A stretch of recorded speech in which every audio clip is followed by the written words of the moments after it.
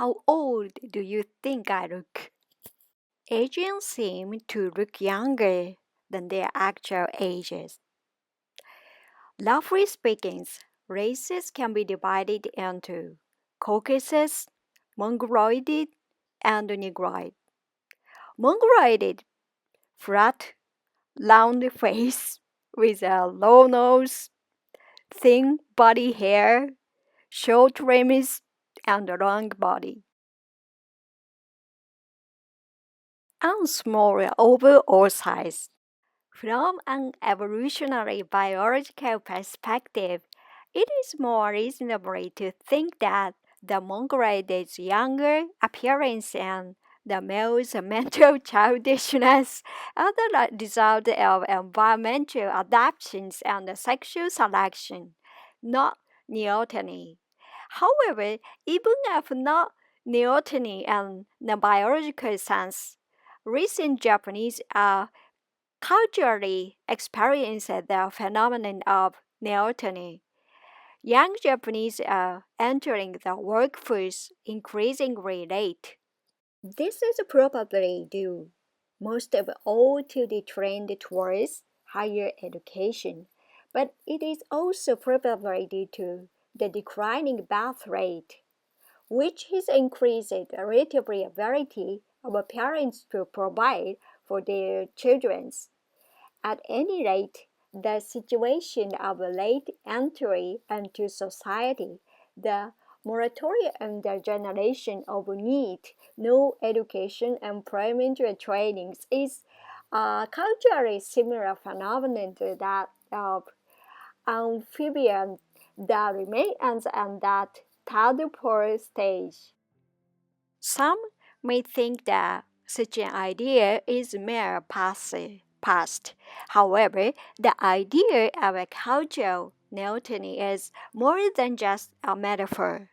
Neoteny in organisms allows for diversity of adaptations to the environment by retarding of growth.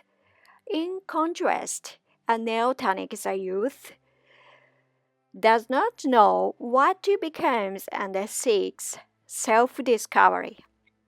In the past, they were forced into some kind of framework when they enter the workforce without self-discovery. But now they can become adults without leaving diversity behind. This makes it inevitable that self-discovery is necessary. Mongoloids looks younger because we retain more of our infantile, infant, and mature appearance than Caucasus. It is good to look young, but it is not surprising to look childlike. Neoteny is translated as juvenile maturities. In biological terms, it refers to the retention of characteristics found in the juveniles or fetus, even as an adult. How can it be a form of immaturity or incompleteness, let alone spiritualities, become an economic resource or an economic tool in a society?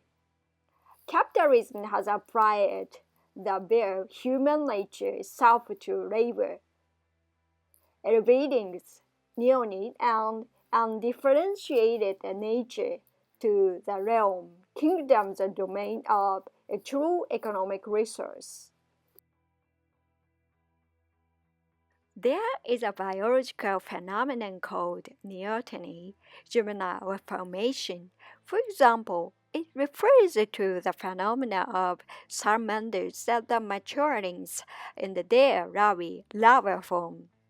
A familiar example is a dog, an animal that evolved into an adult while retaining the form and characteristic of a wolf cub.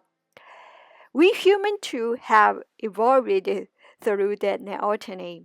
The primate most closely related to humans as chimpanzees, and about 5 million years ago, humans diverged from the chimpanzees, lineated progenitors, a phenomenon known as Neoteny. Except for bipedalism, our body shapes, large head, flat face, thin body hair, smooth skin, short hand, is very similar to that of the chimpanzee children. What did humans evolve in neoteny and why? It was to adapt to a complex and demanding environment, especially the social environment.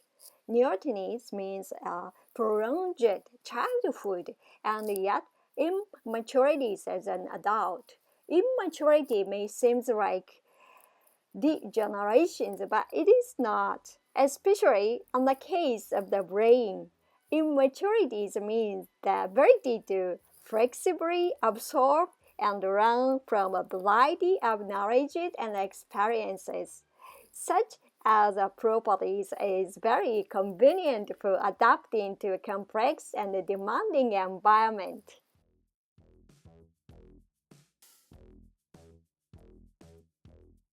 Humans are the first primates to abandon the forest, the savage as their primate form, and move into the harsh environment of the savanna.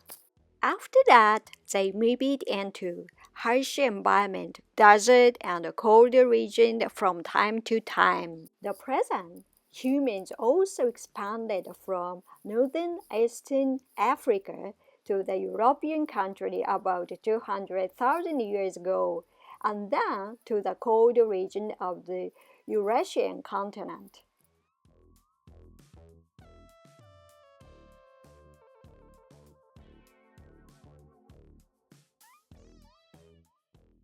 Mongoloids, including Japanese, are the most advanced and turn of neoteny.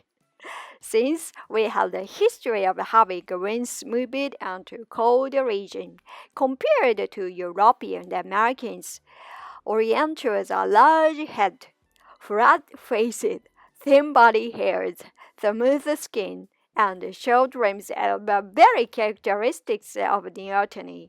Japanese people tend to have a relatively long childhood and remain immature as adults.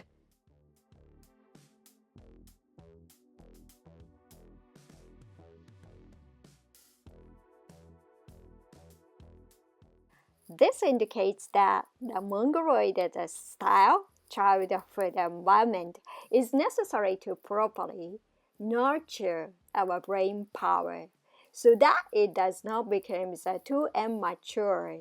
In the world, a harsh environment, while the harsh nature is important in its own way, it is a complex and demanding social relationships that are important for the development of intelligence.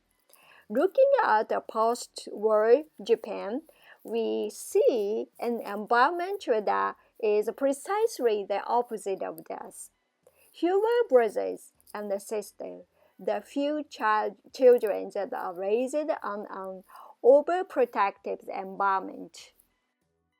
The construction of houses is also a problem. Western style housing is prevalent, and when children are confined to their own rooms, there is no hope for complex and strict social relationships within the family. Even in school, the management education continues to deprive the children of complex and strict relationships. The neighborhood children, the gangs or bloods and delinquents disappeared. In the large families, a scary father is in the living room with the children, and the neighborhood old women scold the children. In order to nurture children with a rich sense of humanity and sociality, it is essential to reconstruct an environment that is equivalent to this.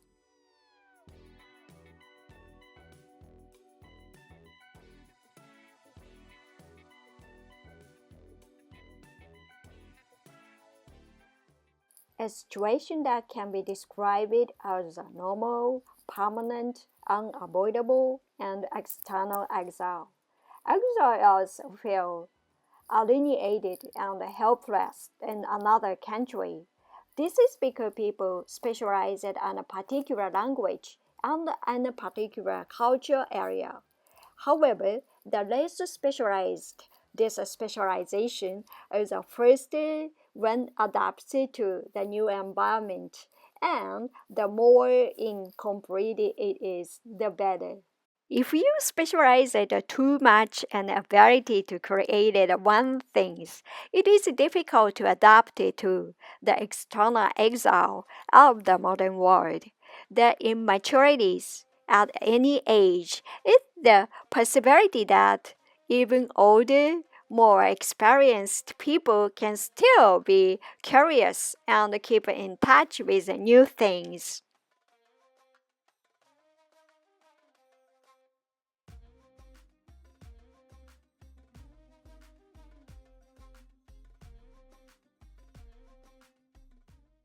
Transformative organizations will certainly be a strength. It would be gratifying if a lost dreams could grow back at any time, as in the case of the woolly bear. If we consider the neoteny an essence of humans and is not determined by the number of age, we can see a new way of looking at organizational structures and human resources and a new way of internal communication.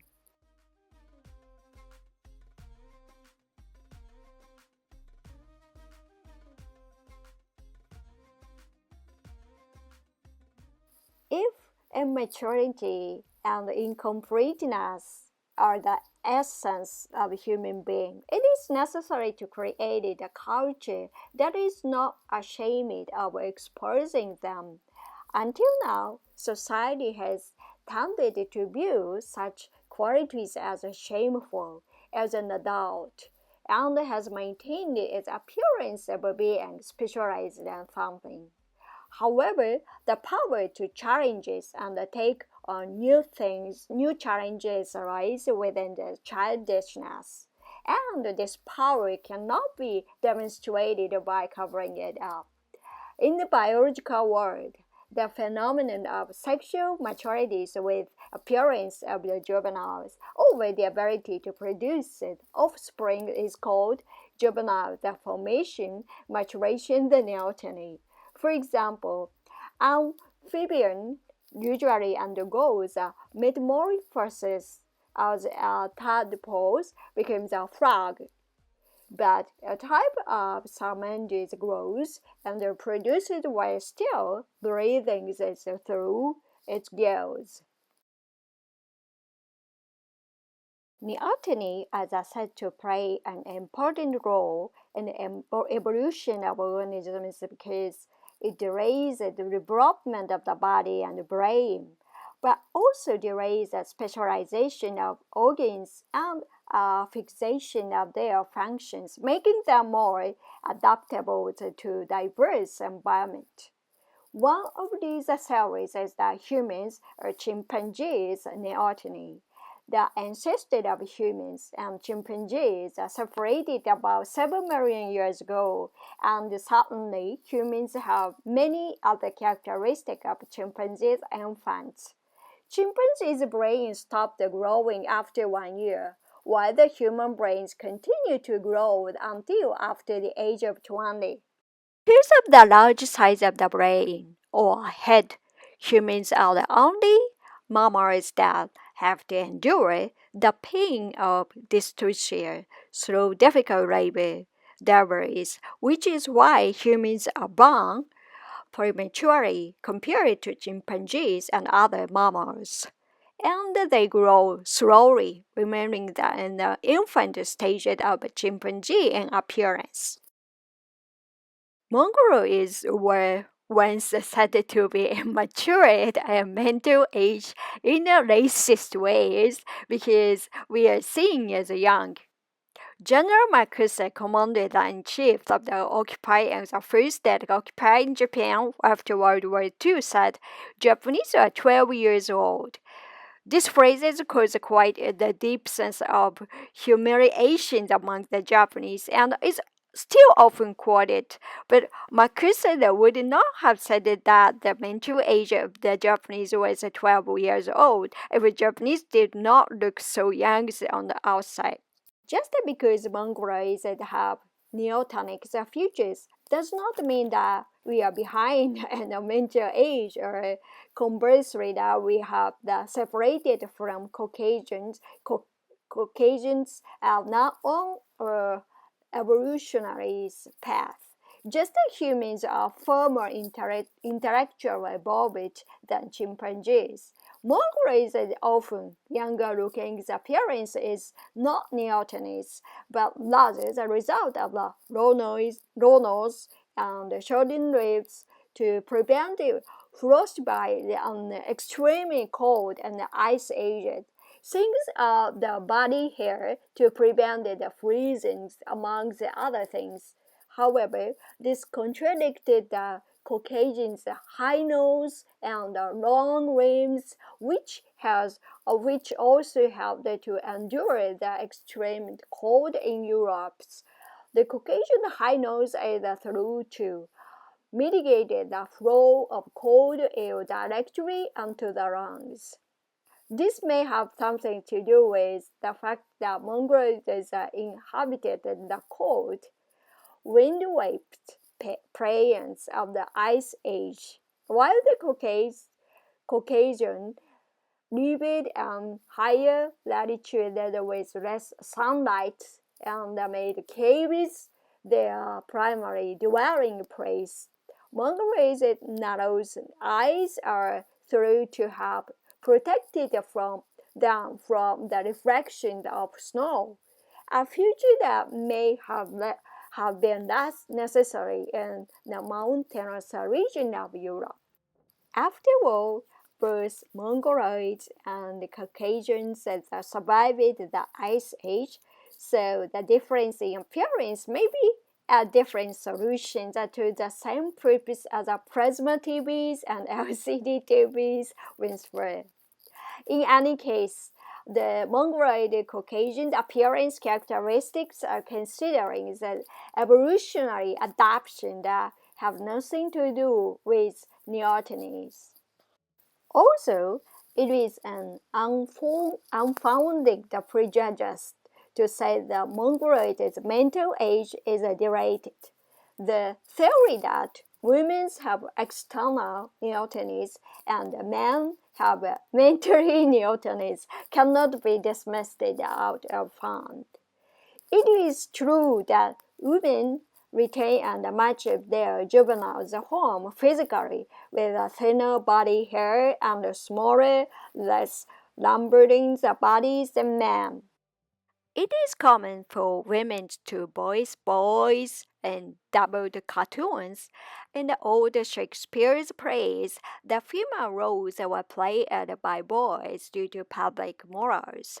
It is said that the reason women's Shakespeare's plays have fewer lines and are flatter in characters than men is because they're supposed to be played by boys. It is true that outwardly, physically, women are closer to children.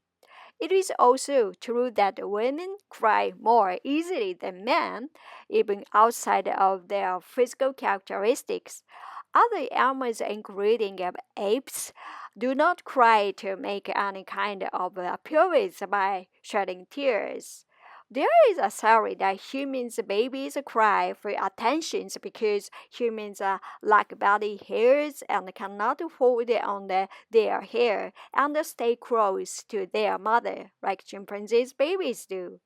However, it seems more correct to explain that women often cry to express their emotion, not because they retain and the baby's neotenic means of their communication, but because the right and the left brains of which govern the emotion and logics are more closely linked than in men.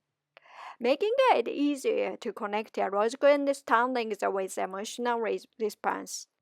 Conversely, it is often pointed out that men are more mentally childish than women. Compared to physical appearance, it is difficult to clearly demonstrate mental maturity. And in some cultures, women's are sometimes lumped together as women's and children's, and their mental age is viewed as well. However, for example, a high school student got burned in the van. He experimented with lighting pots on fire. That high school student is probably a male student 99% of the time. It seems reasonable to assume that women, even high school students, are mentally much more mature than men. The general tendency for male to be larger and more muscular than females appear is because our males are competing for females. This tendency is more pronounced in species that establish monogamous marital relationships, marriage, than in those that do so monogamously. Gorilla males form so-called harems and monopolize all the females in their group. Gorillas males are twice as large as a female. Humans do not often form their harems like gorillas and have been based on monogamy since time immemorial. But there is no doubt that physically stronger men had an advantage in attracting the women because of their greater livings and their fighting power. It is likely that the process of mate selection or sexual selection has strengthened the physical characteristic of a human man, if not to the same extent as gorilla. Testosterone, male hormone, which builds muscle, also make bears thicker. It is thought that the offspring of a man with superior testosterone secretions genes won the sexual selections and left more offsprings, thereby further strengthening their masculine characteristics. If men are mentally childish, what does this mean? However, I do not think that the childishness that is often seen in men, such as laughness, leglessness, and mischievous, as an advantage as surviving the completing for survival. Dudlessness also appears as an effect of testosterone, so it is possible that, like the thick-bearded loudness has remained an ancestry to physical strength. However, it may be more reasonable to assume that just the man's physical characteristics were strengthened in sexual selections. Women's spiritual maturity was enhanced by the need to raise children, which require more prudent and planning.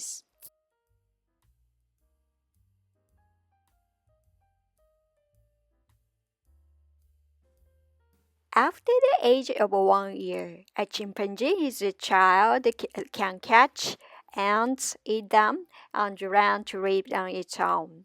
In contrast, it takes years for humans to reach that stage. Human women are much more careful in their choice of spouses than men because of the need to commit to a long period of care, and they also need to plan their daily lives.